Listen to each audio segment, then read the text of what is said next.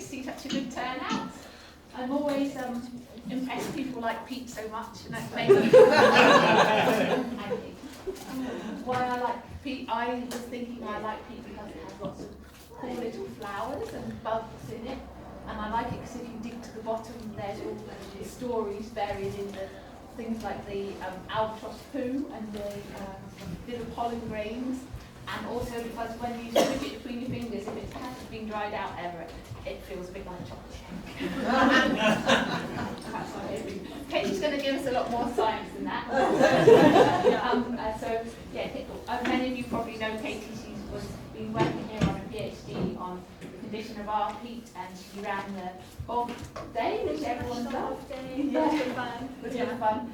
And the PhD with SAERI and the Natural History Museum. Yeah, and with Chris, one of my supervisors.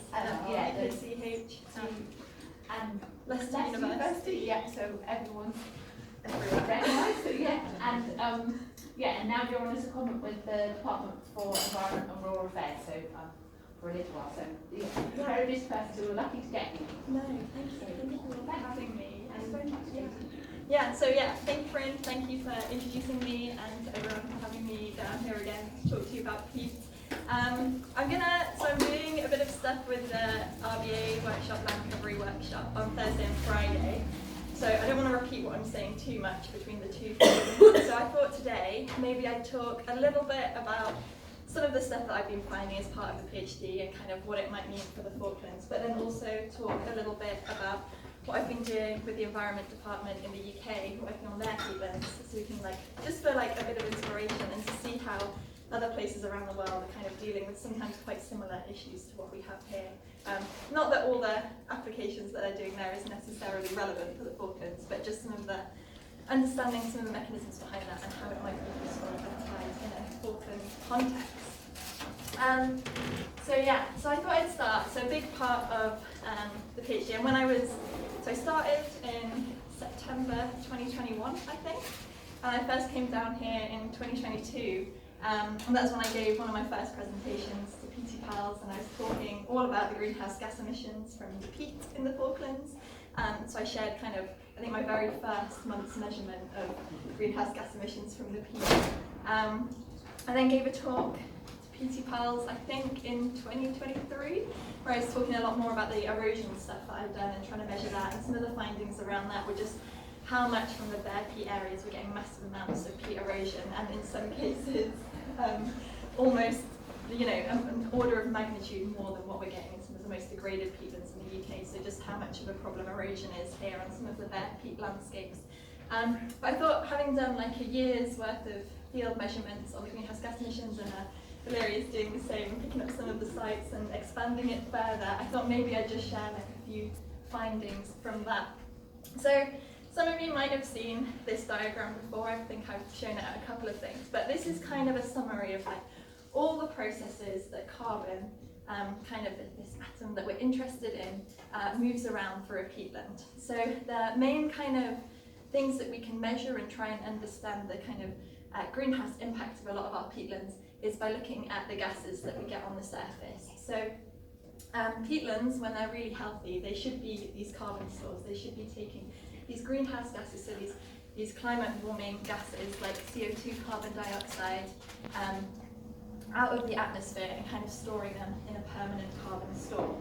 But the big question in the Falklands is are they doing that? To what extent are they doing that? We know they've been doing it in the past because we have peat here, but are they still doing it today? So a lot of the work that I was doing was measuring pathways of movement of carbon, this CO2, this methane, in and out of the peat at the surface. Also, we have other pathways of loss. So this is, Chris has done a lot of work on this, a little bit in the Falklands and elsewhere, but looking at how carbon can also be lost through the system, not just like a gas at the surface, but also how it can be lost through the brown peaty water as peat enters our waterways and potentially breaks down there and is converted into CO2 and methane and re-released back into the atmosphere. And also a little bit what I talked about last time I was here, and the stuff that Nick and Saskia are doing, thinking about erosion, so actually how much peat is maybe blowing away or being washed away in the carbon that the peatlands have been storing, how much is being lost to the system that way. So the big thing that I was interested in when I first came down was trying to understand this gas aspect. So basically trying to understand how much the plants on the surface are still taking in this carbon dioxide. So all plants, as they grow, they kind of take in the CO2, take in the carbon dioxide, they keep hold of the carbon, and they use that to form their structures, their sugars, which I think is incredible in itself, that like some gas and some water and a bit of sunlight can form like physical structural things. They do also give out a little bit of CO2, so the plants also need to use this energy and they re-release it back as CO2, so we have a balance there of things moving in and out. And we also get, so things like all these microbes within the peat are also breaking down. So as the peatlands are forming, they're taking in CO2 in the plants are contributing to the peat, and then eventually these microbes are kind of eating, breaking down this peat and re-releasing some of these gases. And I was trying to understand the balance of all of these processes kind of happening in the system. So yeah, Valeria's now doing this, spending endless days outside, carrying heavy equipment around, trying to measure what gases are doing and how they're moving in and out of the system. And I wanted to look at it through the lens of grazing. Effectively, because if we know what our emissions are and we want to be able to do something about it, we want to maybe change something like the land management potentially and see if that makes a difference. So I thought by looking at it in the lens of grazing, knowing there are different methods of grazing in the Falklands, there could be potentially lower ways of, or less impactful grazing or more impactful grazing. I wasn't really sure, but I thought that might be an interesting lens to look at it, because then we can do an action on it to potentially change our emissions. And basically, yeah, with these chambers, I was measuring over time. You can see if the carbon, so these dots just represent like how much carbon dioxide there is. We know if these are going down, the plants are taking it in, there's more coming into the peat than there is going out, so the peatland is kind of acting like a sink of CO2. And if we get the opposite, we know that actually the microbes in the peat and the plants are giving out more than it's taking in. And over time, you can kind of work out what's happening over more longer time periods or annual time scales. So the only problem is, when I thought I'll look at things under the lens of grazing, so I looked at all different types of things. So these two sites here, these are both being grazed in the exact same way, but they're very different. And that's because there's been like a whole history of land management and different types of grazing that have gone on. So actually these sites have also got a whole legacy of land management that's happening. So even though they're grazed in the same way currently, they're actually quite different systems and tricky to compare just through the lens of contemporary grazing. But what we could find is that there are kind of some general patterns going on. So like you would expect, if we're just looking at how trying to maximise how much CO2 these plants are kind of taking out of the atmosphere, the big thing is how much vegetation cover there is. So I was finding a lot in and a lot of this is kind of very logical and makes sense, but at least now there's some data behind it. So effectively, the larger the vegetation cover is, the more plants you have, the greater capacity you have to actually take CO2 out of the atmosphere in the first place. And the way I kind of ended up looking at this is not necessarily through the lens of grazing, but because we can see actually, even if the grazing system is the same, the history of the land use can be very different. And I did spend, so I was recently at the Natural History Museum doing some microbiology stuff, and I did spend a long time like badgering the people in the library there who have some of Charles Darwin's old books to like see if I could find any information on like what the Falklands used to be like. I think when I was here, I harassed a lot of retired farm managers as well to try and understand like what the sites were like 50 years ago. But yeah, in the end, I kind of thought the easiest way to understand the condition of the peat is maybe to almost give it condition categories. And I kind of went down the route of looking at the Falklands habitat assessment, and also we have this other thing that's used a lot in the States, which is the indicators of rangeland health, and it basically takes into account like what the pasture is kind of currently like, but also has a look at how other factors have maybe influenced this, and you've got other indicators, so potentially how much bare peat there is, how much like the native species are present, and you can kind of, or like how long the sward height is, and you can bring these all into kind of a single number and instead start to grade things on condition. And this is kind of the most effective way I found of trying to capture some of the long-term impacts of grazing as well as contemporary management on these sites. And when you start looking at what's happening, so I didn't have any of my study sites were in like a very good or good condition. So a lot of my sites are either moderate, poor, or very poor, which is quite sad. But even from there, you can see, so this is kind of how much CO2 can be taken out of the system and what I was recording as being taken out of the system. And you can see that the moderate site is actually the best. So potentially sites are in slightly better condition, have more potential for taking CO2 out of the atmosphere, so more potential for peat formation. Whereas the poor sites are slightly less, and the very poor sites, these are generally like completely bare peat sites. They have absolutely no potential for taking CO2 out of the atmosphere anymore. And we can kind of see a bit of evidence in this as well when I was taking the top layers of peat very close to the surface. These conditions or these peatlands are in a much better condition or moderate condition, had much higher organic matter in that top layer. So actually they are more likely to be peat forming because there's a higher concentration of kind of fresher organic matter in there. Whereas the very poor condition sites had quite low organic matter, so that kind of peaty amount in there. We do also kind of get the opposite process, looking at how much then CO2 is coming out of the peat. Again, we get weird things happening, or maybe not weird, but slightly counterintuitive things happening with vegetation. So if you have absolutely no vegetation, sometimes you actually get less CO2 coming out of the peat. And that is because the plants are also a big contributor to these gases. So as well as taking massive amounts in, they're also using the organic matter and the sugars in there and releasing some. So if you have no plants at the surface, there's no plants to release the CO2 that they've taken in, but there's also, they're not taking in any CO2 in the first place. So I was finding that although there can be higher rates of kind of respiration coming from these areas, there's also less potential for them to be taking things in. So then looking at like kind of what's coming out, this is a trickier one to look at. So actually for some of the very poor sites, I was getting very little gas, but we kind of think, and speaking to Chris as well, we kind of think that actually some of the very poorest sites, because they have such little organic matter still in that surface there, they're kind of exhausted. They're like past the point of being a functioning peatland now.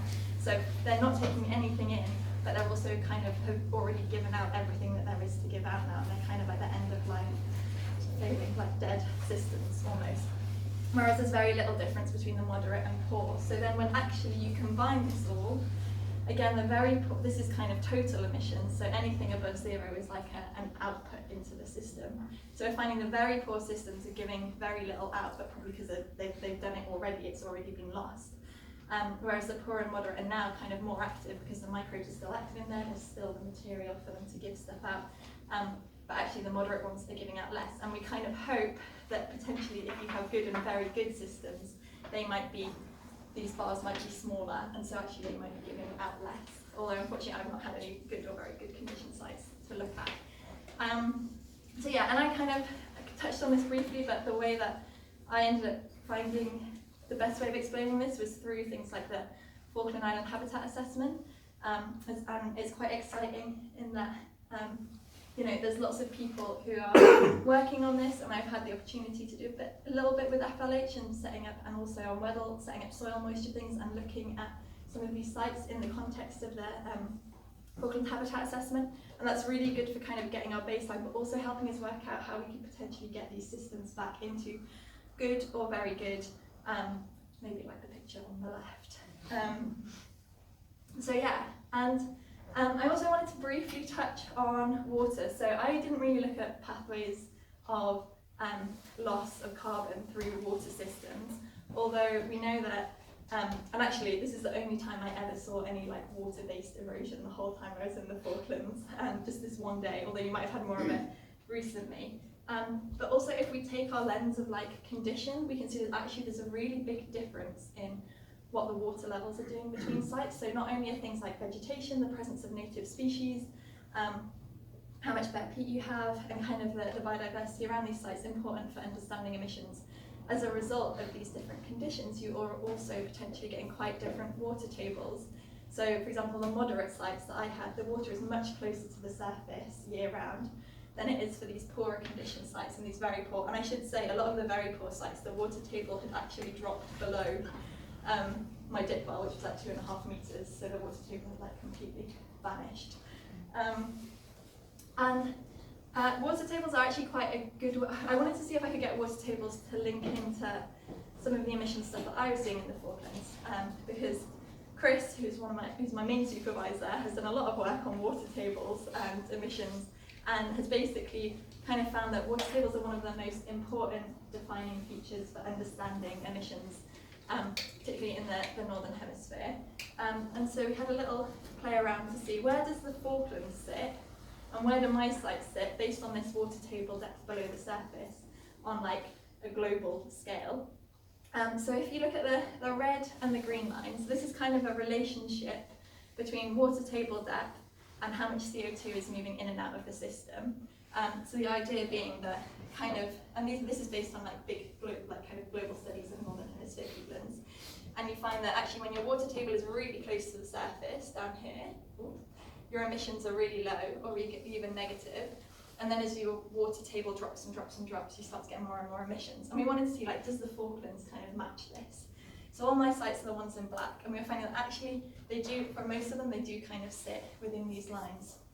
So it could be that there are more wider things that we're interpreting from other peatlands around the world are potentially applicable to the Falklands. We do have some weird ones over here where the Falklands is just really dry, and we think these are some of the ones where there's no vegetation left, potentially these quite dry and kind of dead peatlands that have actually given out as much, although kind of not very productive anymore, and there's not much left in the peat to keep giving out. So actually, even though the water levels are quite low, they're not really as high in terms of their emissions, just because they've kind of lost all the ability to do that. And this is where I'm then going to give a very crowbar, tangential link to the work that I'm doing now based on water levels.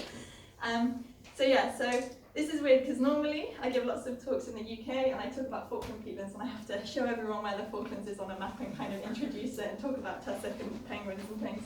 I'm going to do the opposite now and actually take you to the UK and talk a little bit about the work that I've been doing with DEFRA, or the Environment Department there, and think about what it might mean for the Falklands with this whole idea around water.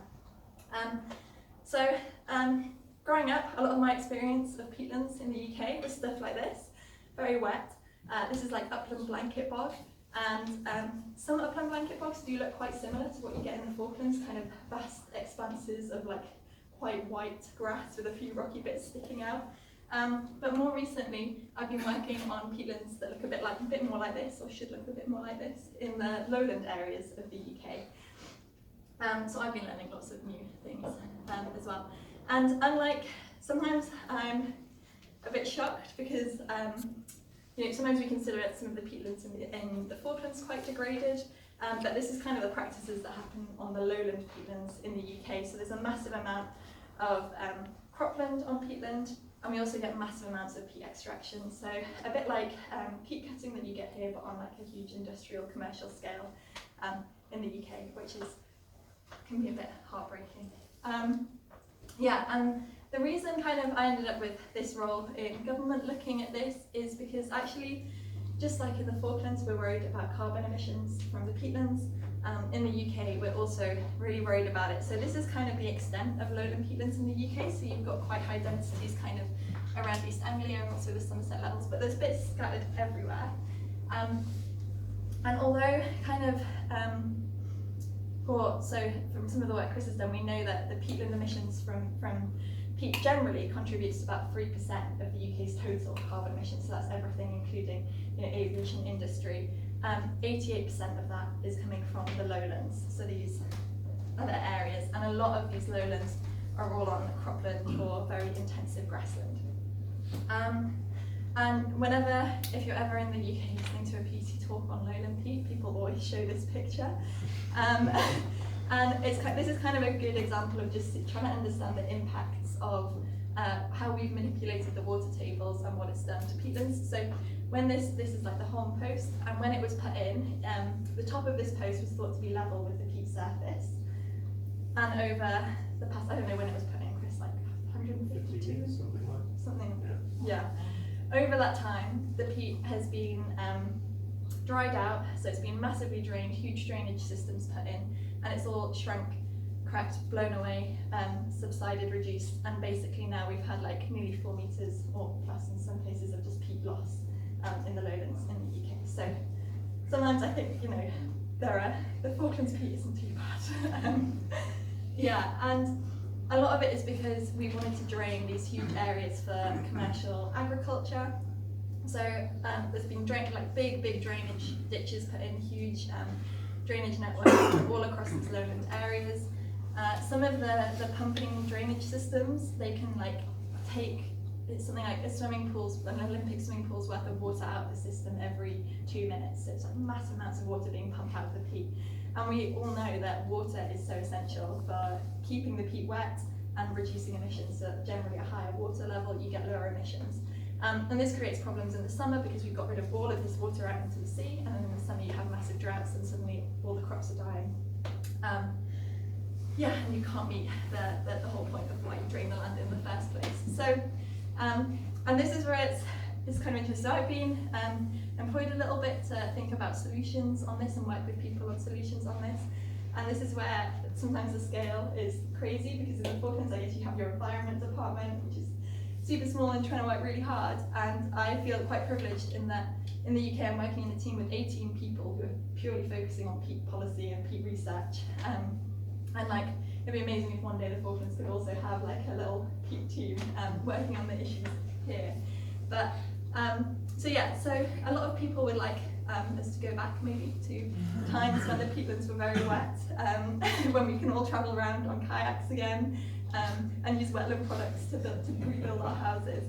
Unfortunately, given the flooding that's happened in the UK recently and is ongoing and getting worse, and people's response to that, I don't think from a policy perspective we can completely reflood all the lowland peat in the UK. So we also need to try and think about what are the potential alternatives in these landscapes then.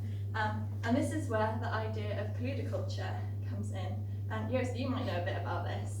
I don't know, seeing it. Right, never heard of it. You're trying to find information on it. So the problem is, these lowland peatlands in the UK are actually some of our most productive land for food production. So 40% of vegetables, I think is the stat, are grown in these lowland food landscapes, so they're drained to grow vegetables. So if we revet it again, it's where is this vegetable production? What are the people who are living in these landscapes going to do? And at the minute, the UK government is trying to understand if polludiculture is a potential solution to this. And polludiculture basically means swamp farming. So can we raise the water levels, acknowledge that we can't grow carrots and onions and things like that anymore, but can we still grow things that are commercially viable? So a lot of my work at the start was trying to understand the emissions associated with it. So actually if we really wet this peat and grow these crops in a kind of still a slightly intensive system, can we reduce emissions compared to if we're just growing cropland on peat? And also now I'm looking more at what's the market value and how much land area do we need to actually meet these markets if we were to go down an alternative land use of peat in the lowlands. And polludiculture looks quite different to a lot of people, and it's very different around the world. Chris can probably tell you more about Southeast Asian polludiculture. But in Europe, a lot of it looks like maybe having water buffalo as an animal. In the UK, that's kind of out of the window because the police have said it's a very dangerous animal and we actually cannot have water buffalo in the UK. But there's also things like reed cutting. So in the UK, there's this culture of having thatched houses, so reed-roofed houses. But 97% of the reeds that we use to thatch houses are imported from China for similar prices. So is there an alternative to going back to raising the water level, growing plants that originally did grow there, and using them instead? And also something potentially more similar to the Falklands sphagnum farming. I think that's been looked at here, but can we actually grow sphagnum on these wetland areas, things that kind of should be there in the first place, and use that as a mechanism to kind of do a bit of, get the water closer to the surface, return systems to slightly more what they should have been like, whilst also creating a viable income for people. And I should say as well, it's quite different in that the government is also, because it's wanting to meet its net zero targets and reduce emissions, it's a very different set in terms of how farmers can get paid for this. So even if you're not growing a crop, but you're just raising the water levels, because kind of the government is so desperate to reduce its emissions in this sector, you can get paid. This is for grassland on peat soils. If you sign up to these schemes and monitor and manage to actually raise your water levels, then you can get paid over £1,000 per hectare. So it is a very different system in the UK compared to in the Falklands. But yeah, so I wanted to talk a little bit about some of the interesting plants that people are growing and what they're doing with them. So this one here is Typha. It's like a bulrush plant, and in the kind of winter or autumn winter, this is all the seed head here, but actually the seeds are a bit like dandelion seeds, and they're like super fluffy and have really interesting insulation properties. So there's a cool biomaterials company who are looking at the uses of this fluffiness and are actually developing like a down alternative. So you can now buy puffer jackets that instead of having goose down in them, they have this plant down, and they've put it through testing and found that actually it's twice as insulating as some of the polyester-based fibres. And they're also looking at, is there alternative uses for the seeds, and can you get seed oil from them? And also make, because it's kind of a new and innovative and more sustainable product, coming up with partnerships with actually quite big fashion houses, and understanding how we can use some of these more renewable fibres. And yeah, in my team, there's been a big government grant given out as well that people like this and other people could apply to basically, it's like a big innovation fund that people have been able to apply to just try doing this and take some of the risk out of trying novel things. So a lot of money from the government was given into just like developing the testing procedures for some of this down, and also developing like alternative uses for the seed oil, and supporting like agronomical research into this, so trying to understand if you're interested in this seed head, how can you grow plants with the maximum seed heads in an area. Yeah, and then there's been some funding as well, and also funding from other organisations and things like wildlife trusts and conservation organisations in partnerships with farmers to just try and see what this looks like on the ground. So this is an example of one of these Typha trial beds where they basically tried to, I think this was formerly, I think it might have been a lettuce field, and they've raised the water level on this and are trying to grow now this wetland plant instead, and they're doing a lot of work monitoring the emissions to see if that's had any benefit. But because, I'll see if this works, because it's quite tricky, suddenly if you're raising the water level, you can't get your massive machinery on there that you're used to for harvesting the land. So it's been quite nice, and that there's also been lots of interesting developments and partnerships formed. So there's a big drone company that are now in partnership with some of these wildlife trusts, and also this biomaterials company, looking at, well, if we can't get massive heavy machinery on the land to kind of sow seeds, can we use drones and other things to do that? So it's really been quite exciting working in this space and seeing all the collaborations that come from lots of different angles and how government has tried to support it. It's very jumpy, but imagine this is absolutely massive, this drone, and it's spreading like these clay pellets that are filled with this seed. So whether there's potential to help in restoration in the Falklands here using innovative technology. I'll move on. And then there's also like other interesting stuff happening in the space. So the kind of uses I've just talked about before with this plant were just with the seed head, but what happens to the rest of the plant? So there's like PhDs and things occurring at the minute looking at, can we make construction material out of the rest of the plant? And so there's been another biomaterials company working with architects to try and only using this plant with the fluffy seed head, can we start to develop building materials? And they've started to make like prototype walls that could be used in construction. A lot of it is still very early stages, and there needs to be more testing around fire safety and things like that. But it's really exciting seeing potentially alternative uses for the peatlands in this. And then this house is the walls are made entirely of this like fluffy plant. And again, kind of construction boards and furniture just made of these wetland plants. And there's like other innovations as well. So the one picture on the left, this is a company who are interested in plastic-free packaging, and without using any binders. So one of the problems with using a lot of these like wetland materials is that you need to get often petrochemical-based binders to help glue the fibres together. But we've had innovation in this space in actually trying to get the fibres to bind through like funny heat pressing and things like that, and other people working on developing towels that are made entirely out of the fibre from these plants, and you can, at its end of life, literally just put it back in the peatland and it will break down.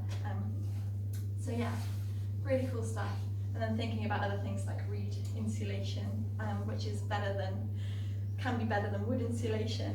And also other things, so it's not so much in the UK, although there's kind of projects looking into this in the UK, and I think People who are working with Chris are looking at biochar, which is basically like charcoal made from wetland plants, and you can potentially put it back into a peatland to improve the productivity and help these plants that are in there kind of take in more CO2.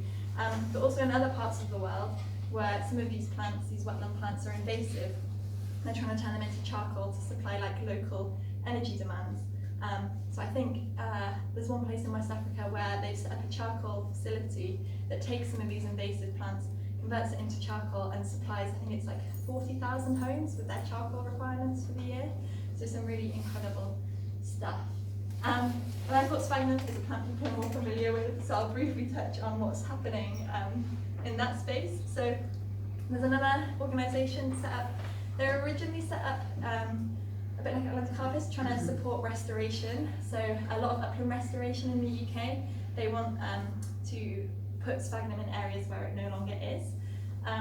But now in the UK, I think we import 1 million metres cubed of peat compost every year, which is awful.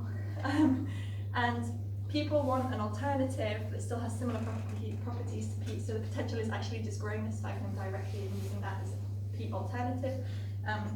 There's companies that are working in this space trying to work out, oh, can we make a gel out of some of the, if we take some of the sphagnum, make it into a gel, and then spread it everywhere? Can we start to cultivate this not only in greenhouses, which they're doing, to then sell on? Can we do it on a much wider scale with farmers, particularly in the northwest of the UK? So a lot of the government support has been like trying to upscale some of this and create new machinery that helps spread more of these sphagnum propagules, as they call them, to help do some sphagnum farming outside, but also just provide an alternate income to people who are currently growing stuff on very drained peat. If they can raise the water level, grow the sphagnum because it wants it to be wet, and then they can sell this as another income stream. So this is like very early. I think this is one of the first farms who are actually trying to grow sphagnum, and this was only planted like a few months before I went to visit. But yeah, trying to see if they can grow, and it's still in the very much test phase, but seeing if they can grow sphagnum outside successfully. Yeah. And then you also have other things, so this rush, I mean, we've got rushes in the Falklands. Normally this rush is like a weed when it comes to polludiculture systems, but we've got interesting people and innovations trying things like alternatives to packaging. So can you compress the foam that you get on the inside of this reed and make boxes, or kind of protective packaging, and if you compress it further, you can even make furniture and things, again, without any binders or glue, just using the plant itself. And then obviously a lot of polludiculture means we'll probably be reducing food production in these areas. So it's looking at other things like celery, even though it's very low nutrient. I think Chris has done some work on this, but is celery a potential alternative that if people still really want to grow food in these landscapes, can we be growing things like this? Celery food. Things like berries. But it probably looks like in the future we will need to shift a lot of food production into more mineral soils, or change the way that we're doing it on peat soils if we want to reduce emissions. And it's been, for me, quite an honour to be part of like the lowland peat community. So I kind of think this is maybe like the reflection of Peaty Pals in the UK, the lowland peat space. So I don't know how useful this meeting was, Chris was there. But it's really nice actually how many different interest groups are involved in trying to develop this within the UK. So it is farmers, but it's also some government people, like the World Wildlife Fund, lots of different conservation organisations, but also people who are actually working on the land, people who are doing research, and biotech companies, all sorts of people all trying to come together to come up with some solutions. So I thought I'd try and then bring this back to the Falklands. What does this mean for the Falklands? I'm not implying you should like flood all of the Falklands, and if you even have the ability to even flood all of the Falklands. But I think it's things like actually there probably needs to be real government investment in innovation to find out solutions that actually work in this context. We kind of know how to start doing restoration, but can we find other ways to do other things? And you know, lots of people who are working on the land know this land best, and if we can provide a way for them to do some risk-free innovation in this space, I think that would be super useful. I've been impressed by like how many different people have come at this, and how there's kind of a role for everyone in thinking about innovative land use. And also, just thinking about how we use the land innovatively, and can we combine some of the goals that you want out of it, whether it's like nature conservation or productivity, but also with other uses. And thinking more generally about like what do we want from the Falklands. So there's a new idea, or new-ish idea, thinking in the UK lowlands about this like mosaic approach. So, you know, not necessarily everything in the lowlands, it has to be vegetable production or intensive production. Maybe some areas we want to designate for renewables, maybe some areas we want to do this paludiculture, but not everywhere. Maybe some areas we do need to restore, but like, I think it'd be interesting and maybe over the next few days to think about what do we want like the landscape to look like in the Falklands and how do you want it to work for you? And I guess that's something that's got to come from the community. And I think we have time. I thought I'd finish with if this works, maybe hear it from like the farmers who are doing this themselves. So, internet permitting. I thought this is like a nice video made by the Lancashire Wildlife Trust who've been supporting, and there's been some government funding to try and support some of these trials. And this is kind of what the farmers have said about growing the bulrushes and the peatlands on their land. So. I'm Cameron Edwards. We farm in South West Lancashire and we grow mainly arable crops, wheat, barley, oats, oilseed rape beans, and then we also grow some potatoes as well. Get me walking through a puddle if you want. I'm Catherine Wright and we farm at Tarleton. So she's doing this We're mainly salad growers, growing lettuce, Chinese leaves, celery and cabbage. I'm Steve Denny from Barton Moss in Ecology, Manchester. I'm here for nearly 40 years, growing potatoes, carrots, cabbages, cauliflowers and cereals. Our soils are mainly peat. We do have some heavier ground, but I'd say 80% of the farm is on peat. We have sort of three main soil types, but the predominant one is peat. This is black soil with underlying peat, probably 9 inches of topsoil, and then down to peat of about 3 metres to 5 metres to 7 metres. Issues facing the farm in the future are weather. There's And really then bad rain quite the events we're opposite getting. problem. Are just causing a lot of the farm to be underwater for 6, 7, 8 months a year. So obviously there's peat shrinkage and soil is also our biggest resource. So going forward we need to make sure we look after that so that we can carry on farming and producing the crops we do. Well, farming's going through a tough time anyway, because everyone knows it's all over the press at the moment, so we have to look at different ways how we're going to make an income if we're going to stay in the job. I would describe wetter farming as farming a crop at a higher water table. It's wetting the peat up, so the peat, when it's been drying out in the past, is releasing huge amounts of carbon dioxide. So bringing the water table up is almost stopping that. I think there's still some release, but very, very little compared to conventional farming. It isn't something you do as a whole farm approach. It's looking at certain areas, fit in better for it. There's certain places we know that don't grow the crops as well as they could do, but they would probably be more ideal to raise the water table there and try perhaps even an alternative crop. Firelands Wildlife Trust about doing a trial, just on a small scale to start with, doing 12 acres of growing bulrushes. It's a high value crop if we can get it right. We applied for a time for trial, got funding, and we thought, why not? Let's give it a go. We decided to do it to see if it was one of the ways in which we could sort of manage our soils, manage the environment, look at whether we could grow our crops more sustainably. We just don't know, and it is the challenge because every grower really wants to grow something, and you take pleasure in the challenge and knowing whether you can. I think it's a really good idea to have a mosaic. So on the wet ground we have wetter farming with all the extra payments we can get on that, and then on the drier ground we still farm conventionally to produce food. Well, the risks with wet farming are obviously the weather. That's the biggest risk. We don't know what's going to happen from one day to the next. There's nothing worse than having standing water. That kind of is the opposite of what we want to achieve. There's a lot of work to do to a field to prep it for wetter farming, because you have to dig an exterior bund. That has quite a big financial impact. If we want to raise the water table on certain fields, what impacts that going to have on our neighbours, higher up or lower down? Because it is such a new crop, we're unsure of agronomy, so we don't know the pests, the diseases, how it grows, best time to sow. Wet farming to me is an opportunity to try something new. We have an outlet for it. There's a company who's looking at taking the typha and using it for a natural lining for inside jackets, of which they have many orders apparently, and it's going very, very well. It's all a bit of an unknown, but at the end of the day, it's a trial. So if it doesn't work, there's plenty of other options we can try. We hope, from our point of view, it's a good message to get out to our customers, not only on the produce, but also from the environmental side of things. If I was to advise any other farmers to do this trial, you have to make sure the funding is in place. If the funding is in place, I can't see a problem. We need to think of a new type of farming because it is still very good productive land. It's just too wet to grow crops as we That's grow. where they have a different issue maybe.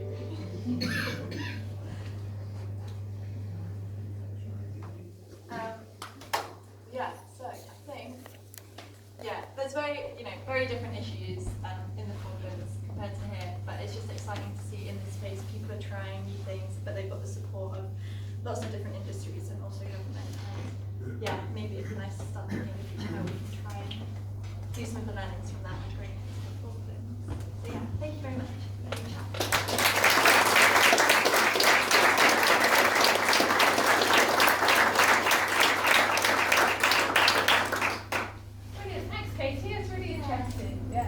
Certainly make me not want to buy any peaty compost ever.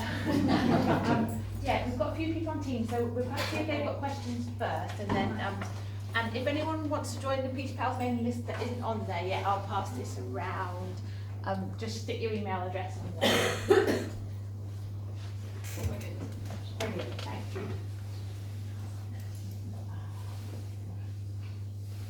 Anyone? Sorry. So I'll just see if anyone on Teams has got a question. There was none on the. Oh, no. Anyone in the chat? Is anyone on Teams want to ask a question? I'll give you a minute to. It's sometimes hard to get people to. No one's singing now. Questions then? Yeah. Excellent presentation. I have one question, because you have the flux and you measured the gases going out. Yeah. So you've got that respiration of the soil and the plants. But I was wondering whether in all your measurements you also measurement about uptake. Yes, so kind of, if I scroll back super quick. So the first, when I'm kind of measuring what's happening in this chamber, it's kind of taking account of all processes at once. So it's measuring kind of, when I've got no shade cloths on, when it's kind of all open, it's measuring the total. So it's measuring both processes of what's coming out and also what's going in. Right. What you can do is you can then put a cloth over the top, and that stops any light getting in, so it stops the plants taking things up. And then you can kind of use that to see how much is coming out of the soil and the plants when you shade it all, and then take that away from the total when you've not shaded it all, and then from that you can work out how much is going in. So that's kind of with this one here, this is kind of how much is going in. So if you're just looking at the uptake and what the difference is between the sites. This one is if you're just looking at what's coming out, and then when you combine them you get something more like this.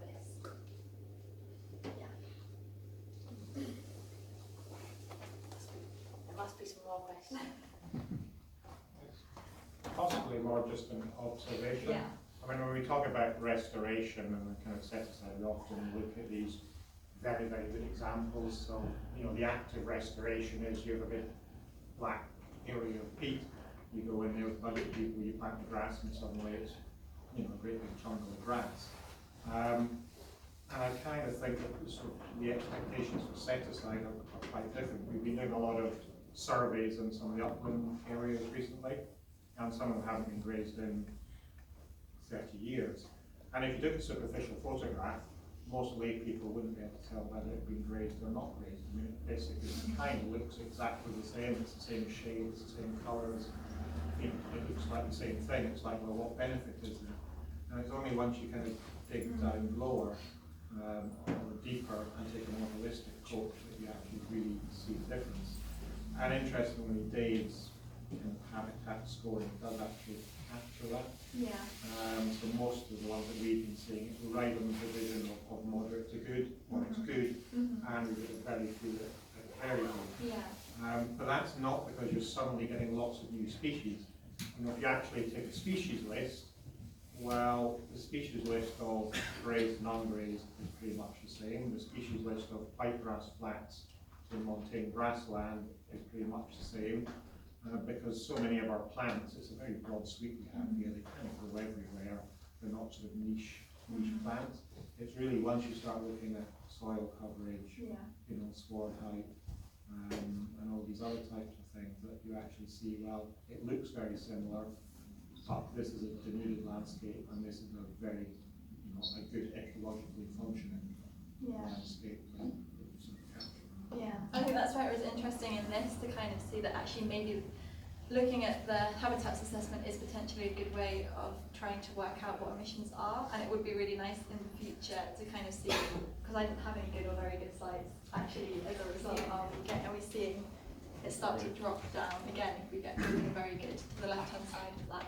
And are they, is that going to happen? I don't know. There's nothing in progress at the moment, so that would be not something. Yeah. But it's also really exciting. Now Valeria's been doing lots of measurements and sometimes at the same sites as well. And more recently in much wetter years than when I was sampling to see if actually, because when I was here it was so dry, it could be that the emissions that I'm getting are much higher than what you get in wetter years. So it'd be really nice to compare. That's what it was going through the data in the future to see if actually in wetter years all these emissions are actually going down.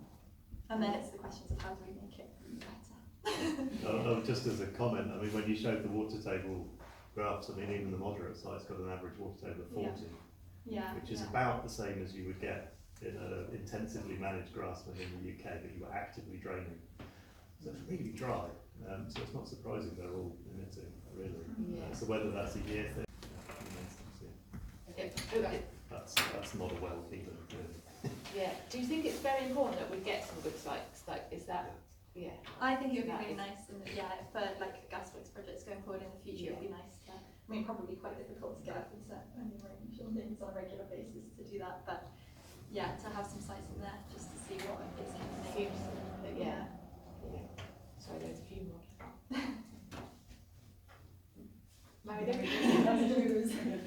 You know the one, the very cool one, which maybe doesn't have emissions, but where did you find that there was a lot of loss by the So I probably should have said that as well. So kind of what I talked about the last time I was here when I was looking at erosion.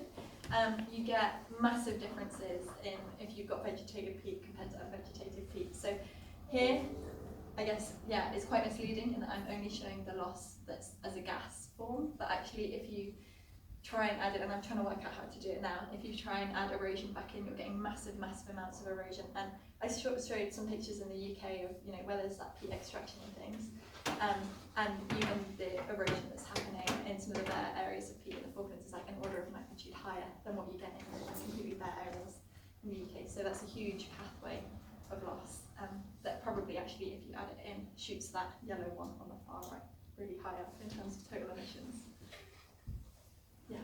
So I'm not advocating for making all the just you could do that. You could take all the peat off and then you just have the mineral and then no emissions, but then that's no use for anyone. Thanks for great talk, Katy, that's brilliant. In some peatlands, when you re-wet them, you get a big spike of methane, is it? I'm not sure. Do you think that's relevant to this, or if it'd be relevant to re-wetting in the Falklands, and especially if you take the water table up and down, would that sort of exacerbate that? So that's really interesting. So a big concern, I guess, in the UK when you're re-wetting is that you get these methane spikes. But from what me and Valeria have been measuring, there's almost no methane coming in or out of the peatlands at all. Even in some of the sites that I've looked at when the water table has been close to the surface, so I think maybe in winter, a few years ago when I was measuring at some sites, the water table was like at 10 centimetres from the surface, so fairly wet for the Falkland standards. The methane emission is still absolutely tiny compared to what's happening to CO2. So I think at the minute it's not a big concern. My question was kind of touched on a little bit earlier, and I don't know if it's more of a question, because obviously from the farmers' perspectives who are implementing these re-wetting trials,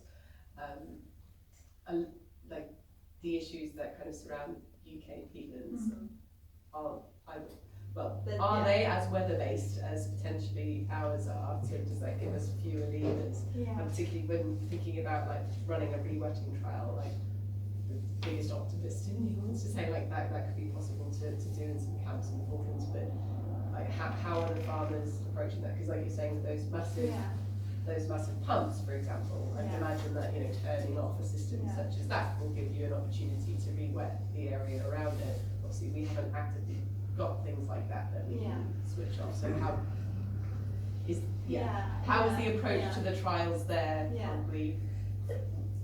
So I guess there are like pros and cons. I think the first pro in the UK is that all the like peat team in the government wants to support this, so there are like countryside stewardship options that incentivise farmers, so money to incentivise farmers to do this.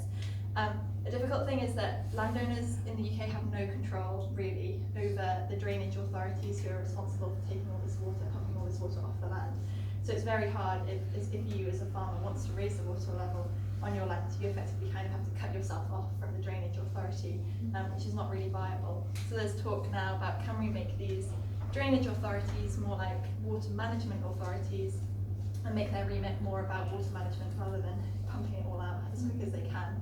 A big problem as well is water storage. Like, there's just no water storage in a lot of areas of the lowlands, so you don't have the water security to then resupply. So I guess in the Falklands, the one advantage is that you do have a lot more control over what's on your land and what you have to do.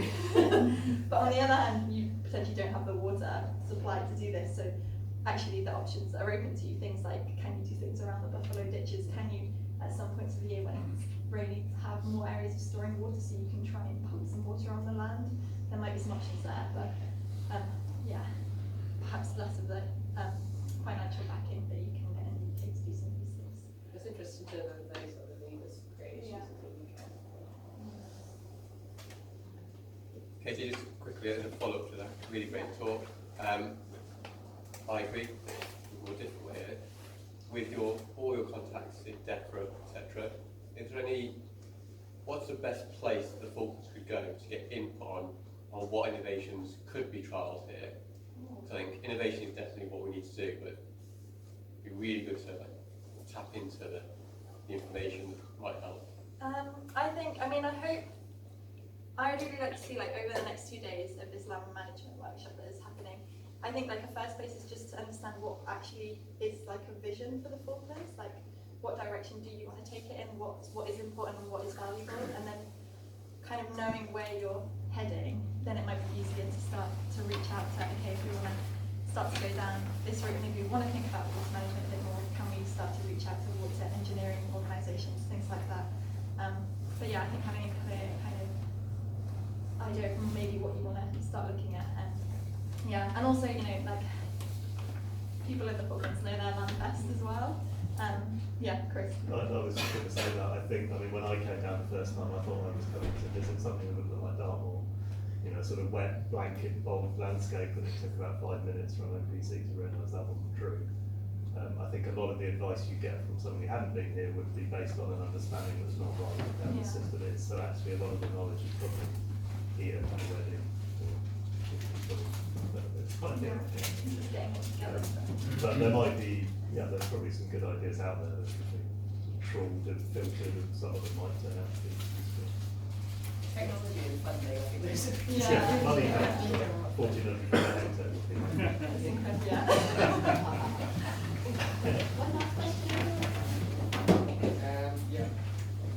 Where does soil fauna come into play, particularly thinking about invertebrate communities, but microbial life too? So if you completely change the hydrology of a habitat, this can change all the range of conditions that invertebrates and, I guess, microbial life too can survive and perform their and this is where you two come in.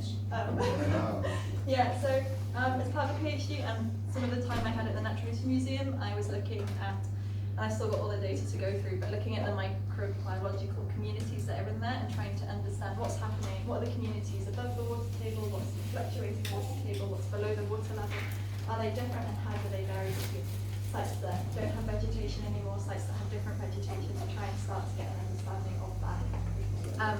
But yeah, I've not done anything on soil fauna that's larger than a minutiae size. So I think some of the work that you're doing to just get a baseline of understanding like what do we have is really interesting. So I'm asking because essentially what I've been creating is a invertebrate map across any and all conditions.